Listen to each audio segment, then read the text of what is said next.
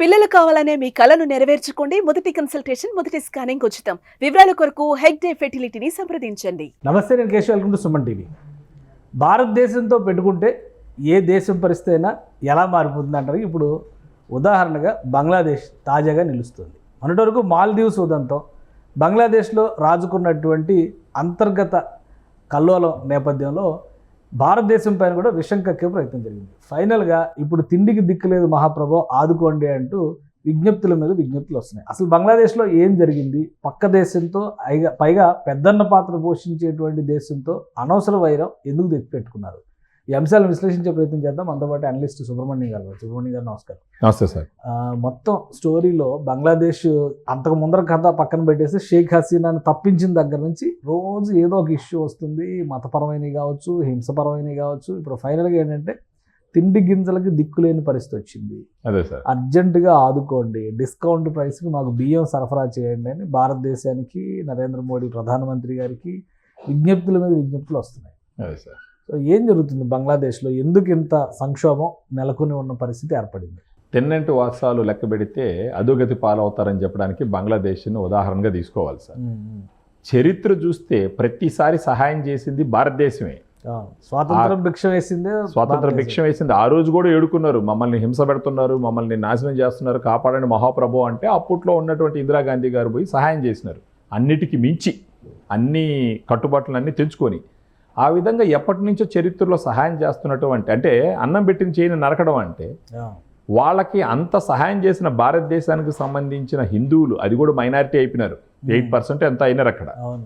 అలాంటి వాళ్ళని అతిథుల్లాగా అన్న జాగ్రత్తగా చూసుకోకుండా వాళ్ళ ల్యాండ్ మీద ఉన్నారు కదా అని చెప్పేసి వెచ్చలవిడిగా ప్రవర్తిస్తే, ఇందాకేదో ఒక వీడియోలో చూసినాం, సబ్కో మారుదో అనేసి నెలకత్తలు పడుకొని, ఇప్పుడు ఇదే అనుకుంటా, ఆ వీడియోని అనుకుంటా, మారుదో అని చెప్పేసి అది ఇంకా పరిస్థితి ఇంకా ఘోరంగా పోతుంది సార్.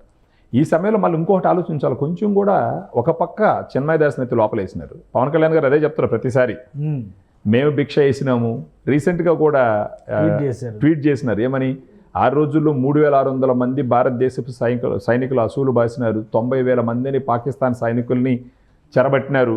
మేము అలా వేస్తే మీరు మాకు కృతజ్ఞతగా ఉండకుండా మా వాళ్ళని ఇబ్బంది పెడుతున్నారని చెప్పేసి. ఇప్పుడు మళ్ళా 2 రోజులు గడవకతాలకే ఎంత మాత్రం ఆత్మాభిమానం లేకుండా మళ్ళీ మాకు అన్నం పెట్టు మహాప్రభు అని చెప్పేసి నరేంద్ర మోడీ గారు అంటే చేయాల్సినటువన్నీ చేస్తారు, పైపెచ్చు మళ్ళీ సహాయం మాత్రం చేయాలి వాళ్ళకి. ఇది ఎక్కడ లాజిక్ అర్థం కావట్లా. ఇదే సమయంలో వాళ్ళు చైనాని అడగచ్చు కదా, మాకు పంపించండి బియ్యం అని చెప్పేసి, లేదంటే అటుపక్క పాకిస్తాన్ అడగచ్చు కదా. అలా ఉండదు. పాకిస్తానే పూర్తిగా బ్యాంక్రప్సీలో ఉంది కదా, దివాలా తీసి పాకిస్తాన్ డబ్బులు దానం చేయమని అమెరికా మీద ఒత్తిడి చేస్తే అడుక్కుంటున్నటువంటి పరిస్థితి. అవును. ఇప్పుడు మన దేశం చుట్టూ ఉన్నటువంటి దేశాలన్నింటిలో అంతర్గత సంక్షోభాలు వచ్చిన తర్వాత పరిస్థితులు సద్దుమణగకపోగా ఇంకా రోజు రోజుకి దిగజారిపోతున్నట్టు కనిపిస్తుంది. శ్రీలంక కానీ, ఇప్పుడు బంగ్లాదేశ్ కానీ, మాల్దీవ్స్ ప్రైమ్ మినిస్టర్ కూడా మొన్న వచ్చి భారత ప్రధానికి విజ్ఞప్తి చేసి వెళ్ళారు, మీరు హ్యుమానిటేరియన్ గ్రౌండ్స్ పైన హెల్ప్ చేయండి, అక్కడ ఉన్నటువంటి 70 మంది భారత మిలిటరీ అధికారుల్ని పంపించే వరకు నిద్రపోవాలి, ఇప్పుడే మీరు హ్యుమానిటేరియన్ గ్రౌండ్స్లో సాయం చేయండి అంటారు. సో ఈ ఇన్సిడెంట్స్ అన్నీ ఎలా చూడాలి? ఎందుకంటే భారత ఉపఖండానికి ఎవరు కాదన్నా ఎవరు అవునన్నా భారతదేశం పెద్దన్న పాత్రలో ఉండేటువంటి అవకాశం ఉన్నది. అవును సార్, అవును. సో అదే తరహాలో ఆ హుందాగా వ్యవహరిస్తూ వచ్చారు. ఇప్పుడు తాజాగా బంగ్లాదేశ్లో జరిగినటువంటి ఉదంతం తర్వాత భారతదేశం రియాక్ట్ అయ్యే అవకాశం ఎంతవరకు ఉంది సార్? ఇప్పుడు మీరు ఇలాంటి పరిస్థితులు పాకిస్తాన్కి, బంగ్లాదేశ్కి, శ్రీలంకకి, ఈవెన్ మాల్దీవ్స్కి రావటానికి గల కారణం 2 రకాల తప్పిదాలు సార్. ఒకటి, ప్రపంచం ఎంతో వేగంగా ముందరకెళ్తున్నటువంటి ఈ రోజుల్లో ప్రపంచం పెరుగుతుంది, దానితో పాటు కనీసం మనం ఫ్రంట్ రన్లో కాకపోయినా వెనకాలన్నా పరిగెత్తాలన్న ఆలోచన లేకుండా ఇప్పటికీ కుల మతాలు చెప్పుకొని ఒక అనాగరిక రాజకీయ పరిస్థితులు ఉన్నాయి కాబట్టి రోజు రోజుకి వాళ్ళ పరిస్థితులు దిగజారిపోతుంది. ఇది ఒక కారణం.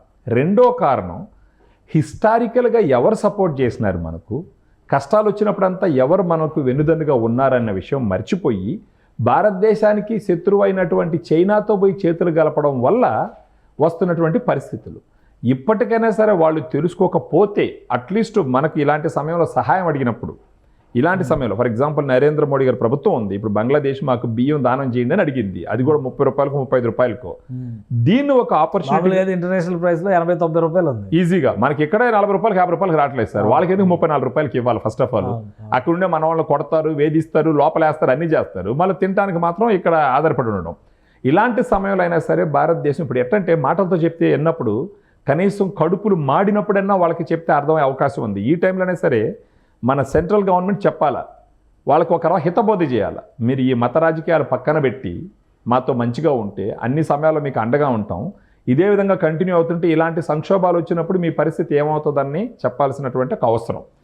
మరొకటి ఏంటంటే మనకు ఎప్పటి నుంచో శత్రువైనటువంటి ఈ చైనా వాళ్ళ మాటలు విని వాళ్ళని నమ్మితే మనం బర్రి తోక పట్టుకొని గోదావరి ఈదినట్టే. చైనాని నమ్మిన వాళ్ళు ఎవరైనా సరే పాకిస్తాన్ ఎప్పటి ఆలోచన నమ్ముతుంది. ఇప్పుడు పాకిస్తాన్ సపోర్ట్ చేయొచ్చు కదా సార్.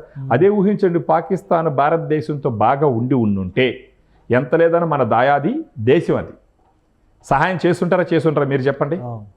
ఎవరు అవునన్నా కాదన్నా రాబోయే రోజుల్లో ప్రపంచానికి పెద్దన్న పాత్ర పోషించేటటువంటి అవకాశం భారతదేశానికి ఖచ్చితంగా వస్తుంది. అంటే కొంతమంది అనొచ్చు డబ్బు పరంగా అమెరికా పెద్ద స్టేటస్లో ఉంది కదా అని, చైనా ఉంది కదా అని చెప్పేసి. డబ్బు ఒకటే ఉంటే సరిపోదు సార్, క్యారెక్టర్ కూడా ఉండాలా, ఒక హిస్టరీ ఉండాలా, క్యారెక్టర్ ఉండాలా, పెట్టేటటువంటి మనసు ఉండాలా. ఇప్పుడు చైనాకి ఎక్కడ లేని డబ్బు ఉంది, కానీ ప్రపంచం మొత్తం మీద చైనాని ఎంతమంది అభిమానిస్తారు? వాళ్ళ కుట్టిల మనస్తత్వం అందరికీ తెలుసు అది నెగిటివ్ ఇమేజ్. ఇంకొకటి అమెరికాకి ఎక్కడ లేని డబ్బులు ఉంది, కానీ ఇప్పుడు మీరు చూసినారంటే అమెరికాని అమీర్పేట చేసి పడేసినారు మనోళ్ళు. అంత డిపెండెన్సీ భారతదేశం మీద. ఇప్పుడు అక్కడ ఉన్న పెద్ద పెద్ద కంపెనీలకి గూగుల్ కానీ మైక్రోసాఫ్ట్ కానీ మీరు ఎలాంటి టాప్ కంపెనీస్ తీసుకున్నా కూడా ఇండియాలో చదివిపోయినటువంటి వాళ్ళు సీఈఓలు ఉండరు. సో ఆ రకంగానే ఇండియా మీద ఆధారపడి ఉన్నారా లేదా? ఎలా తీసుకున్నా సరే ఈ ప్రపంచం మ్యాప్ మొత్తం మీద మీరు చూసినారంటే హయ్యెస్ట్ పాపులేషన్ ఉన్నటువంటి దేశం భారతదేశం. మానవ వనరుల కన్నా మించినటువంటి ఆస్తి ఏది లేదు సార్. ఇప్పుడు మనకు ఇళ్లలో వింటూ ఉంటారు, డబ్బు లేకపోయినా కానీ ఇంట్లో నీకేమో 1 ఎకరా లేదు 2 ఎకరాలు లేదు, నాకేమరా 4 బెడ్లు ఉండారంటారు. అవునా కదా సార్? మరి ఎకరాలు లేకపోతే పోయితేరా నాకేం 4 బెడ్లు ఉన్నారా, 4 పక్కన పోయి 4 ముద్దలు తీసుకొచ్చి పెడితే నా జీవితం గడిచిపోతుంది అని చెప్పేసి ఒక సామెతగా చెప్తారు. భారతదేశం డబ్బు లేకుంటే లేదు, వాళ్లతో పాటు సమానంగా లేకపోయినప్పటికీ మనకు ఇంటలెక్చువల్ అంటే తెలివైన వాళ్ళు, కష్టపడి పనిచేసే మనస్తత్వం ఉన్నవాళ్ళు, పైకి ఎదగాలనేసి ఆలోచన ఉన్నవాళ్ళు ఎంతోమంది భారతదేశంలో ఉన్నారు. ప్రపంచం మొత్తం ఇది గుర్తించి భారతదేశంతో గిల్లీ కజ్జాలు పెట్టుకోకుండా ఫ్రెండ్లీగా ఉంటే ఎంతోమందికి సహాయం చేసే అవకాశం ఉంది. ప్రత్యేకించి బంగ్లాదేశ్ లాంటి వాళ్ళకి. అదే పవన్ కళ్యాణ్ గారు ప్రతిసారి చెప్తుంటారు, పాకిస్తాన్లో ఏదైనా జరిగినా కానీ, బంగ్లాదేశ్లో ఏదైనా జరిగినా కానీ, ఎక్కడ ఏది జరిగినా సరే హిందువుల మీద ఆయన ప్రతిసారి అంటూ ఉంటాడు. ఊహించండి సార్, రేపు ఫర్ ఎగ్జాంపుల్ పవన్ కళ్యాణ్ గారు పోయి సెంట్రల్ గవర్నమెంట్లో ఒక మినిస్టర్ పొజిషన్లో, పవర్ఫుల్ పొజిషన్లో కూర్చుంటారు. వీళ్ళ బతుకు ఇదే విధంగా ఉంటుంది. అప్పుడు వాళ్ళకి దానం చేస్తున్న ఎవరిని వచ్చినా కానీ అడ్డుపడే అవకాశాలు ఉన్నాయి.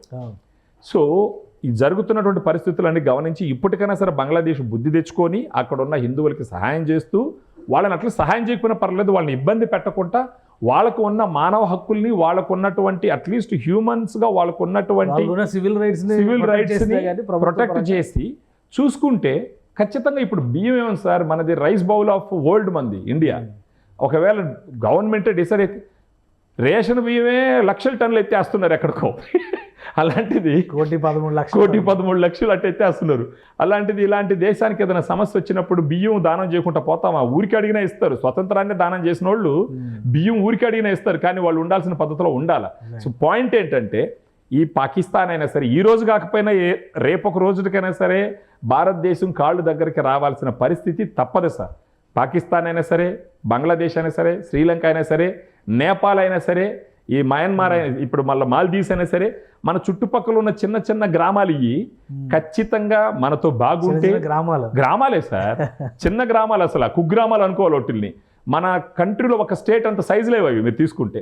సో వాళ్ళు ఏ రోజుకైనా బుద్ధి తెచ్చుకొని మంచిగా ఉంటే వాళ్ళకి మంచిది, మనకు మంచిది, ప్రపంచానికి మంచిది. రైట్. థ్యాంక్ యూ సుబ్రహ్మణ్యం గారు. ఇది బంగ్లాదేశ్ అవసరానికి ఒక మాట, అవసరానికి ఒక పాట పాడే రీతిలో వ్యవహరిస్తుంది. మానవ హక్కుల హననానికి సంబంధించి, మతోన్మాద హింసకు సంబంధించినటువంటి చర్చ వచ్చినప్పుడు భారతదేశాన్ని దోషిగా చూపించే ప్రయత్నం చేయడం, ఇటువంటి మానవతా స్థాయి అంశాలు వచ్చినప్పుడు మాత్రం భారతదేశం మీద ఆధారపడడం అనేది పరిపాటిగా మారింది. కానీ రాజకీయ కారణాలతో భారతదేశాన్ని దూషించేటువంటి వాళ్ళకి సాయం చేయాల్సిన అవసరం లేదు. ముందుగా పద్ధతులు మార్చుకోవాల్సినటువంటి అగత్యం అయితే చాలా క్లియర్గా కనిపిస్తుందని సుబ్రహ్మణ్యం గారు విశ్లేషిస్తున్నారు. ఇది special discussion. Keep watching. Suman టీవీలో మీ పర్సనల్ అండ్ బిజినెస్ ప్రమోషన్స్ కోసం కింది నెంబర్కి కాంటాక్ట్ చేయండి.